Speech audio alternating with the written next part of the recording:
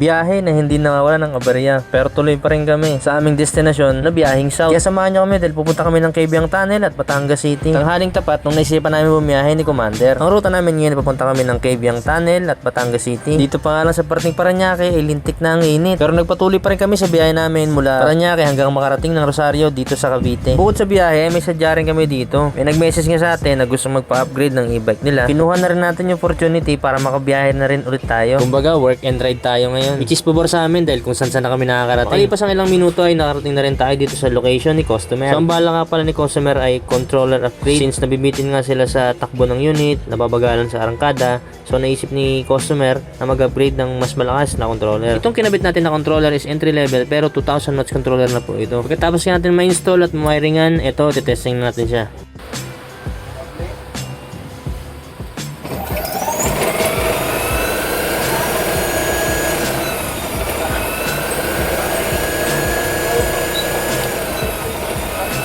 Perfect tong controller na to sa mga nagtitipid sa budget, yet malakas ang power. Dito nga isinulit na rin natin yung area. Nag-charge na rin tayo para walang bitin sa pupuntahan natin. At dito susubukan na nga ni Sir in-upgrade natin na bagong programmable controller. At ito, another satisfied customer na naman tayo. Hindi na rin pala tayo nagtagal dito sa area at bumiyahe na rin tayo. Dahil may lalayo pa ang ating tatakbuhin. Pagkatapos ng ilang minuto, bumiyahe na naman tayo ulit. Babiyahe na tayo ngayon papunta ng Cabiang Tunnel. Pagdating mo ng bandang Naik, mag-enjoy ka sa kalsada. Dahil kung makikita nyo, open na open. Pero mas priority pa rin natin yung safety natin dahil malayo nga tayo at hindi naman tayo nagmamadali sa biyahe natin. Weekdays nga pala to nung bumiyahe kami. Kaya wala kami masyadong kasabay at wala rin masyadong traffic. Bihira na nga lang kami makapunta dito dahil sa sobrang layo. Kaya sinulit na namin yung biyahe namin. Stop over muna kami saglit dito dahil sumakto nga may nakita kaming buko. Nagbuko break muna kami dito sa may Ternate sa Cavite bago magpatuloy papunta ng Cabiang Tunnel. Pagkatapos sa panandalian tambay, dumiretso na rin kami para hindi kami abutan ng dilim dahil mag-aalas 5 na rin ng time na to. Ayaw rin naman kasi naming abutan ng dilim sa daan dahil napakahirap ng bumiyahe nun. Hindi pa nga kami nakakarating ng Cabiang Tunnel. Ito may bumungad sa amin. Isang grupo ng mga unggoy na nakatambay dito sa gilid ng kalsada. Isa nga rin pala sa nagustuhan ko dito sa highway papuntang Cabiang Tunnel is napaka-solid. Sobrang patag, maraming kurbada. Which is mag-i-enjoy ka talaga pero dapat ingat pa rin. Dahil merong part dito na matatalim ang siko. Katapos sa mahabang biyahe, ito nakarating na rin kami dito sa kilalang Cabiang Tunnel na karugtong ng Cavite at Batangas. Itong Cabiang Tunnel pala ay meron itong approximately 300 meters. Ang galingan ng pagkakagawa nito dahil literal na binutas yung bundok. Itong kalsada na rin pala to is Ternate Nasugbu Road. Dito rin yung magiging way namin mamaya papunta ng Batangas City. Pagkatapos namin tumawid ng tunnel, nag-picture-picture lang din kami. Dumiretso na sa susunod naming pupuntahan. Dito sa baba ng tunnel, maraming resort na nakatayo dito. Kaya kung nagbabalak kang bumiyahe, isa to sa spot na pwede mong hintuan. May magandang beachfront. Dito tamang sightseeing kami dahil napakaganda nga ng view. Sa susunod paplanuhin namin na mag-stay dito para makaligo. Hanggang sa nagpatuloy na kami sa biyahe namin. Dito nga meron kami nadaanan na kalsada na halos ginagawa pa at wala masyadong dumadaan. Hindi namin alam kung saan kami dadalhin ni Google Maps. Pero nagpatuloy lang kami sa biyahe namin. Under construction at meron pa mga part na lubak-lubak. Sobrang raw ng kalsada dahil wala talaga halos dumadaan ang mga sasakyan. Pero isa to sa napaka-solid na daan papuntang Tagaytay hanggang Batangas. Dito nga tinumbok na namin ang Tagaytay. Pasya muna kami magpahinga dahil hapon na rin. Pagpabukas na lang yung biyahe papuntang Batangas. Nakadaan din pala tayo sa isang tulay na bagong gawa dito sa Tagaytay. Yung bagong gawang flyover. Ito yung may kakaibang disenyo kapag nasa aerial shot. At nung makahanap na kami ng matutuluyan, nandito na kami ngayon sa Tagaytay para kumain ng masarap na bulalo at ng sisig. Sa murang halaga makakain ka na ng masarap at solid ng bulalo. Sumama pa ng malamig na klima na kahit summer ay sobrang lamig dito sa Tagaytay. Nag-stay lang kami dito for overnight para kinabukasan makabiyahe na rin kami kaagad. Nabukasan na ibiyahe na agad kami at biglang hindi naasahang pagkakataon ay lumuwag itong ating floating disc sa harapan. Nagkos ito ng ingay at pumakat yung preno natin habang bumiyahe. Buti nilang naayos din natin kaagad. Pagkatapos nga palang iisin yung e-bike, rekta tayo dito sa customer. Mabilis na naman yung trabaho natin kaya mabilis na din agad tayo nakaalis. Mula Batangas City bumiyahe kami papunta ng Lemery kung saan matatagpuan itong castle dito sa bayan ng Calaca. At kung tinapos mo itong video na to, maraming salamat sa suporta mo. Marami pa tayong biyaheng pupuntahan kaya stay tuned lang for more updates. Ito na nga pala yung last stopover namin bago kami umuwi. Maraming salamat sa panonood. Peace out.